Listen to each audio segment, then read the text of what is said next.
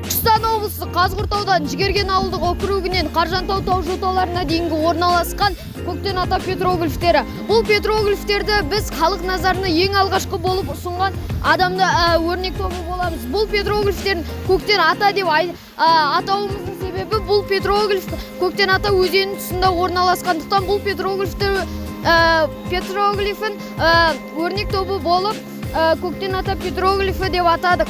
Көктен ата петроглифтерін өрнек тобы болып жабылып ең алғаш Uvision сайтына жариялаған боламыз. Бұл петроглифтің Ұясу петроглифінен қарағанда айырмашылығы Ұясу петроглифінен тау ешкінің бейнесін, ал көктен ата петроглифінен мүйізі айналған арқардың бейнесін көре аламыз.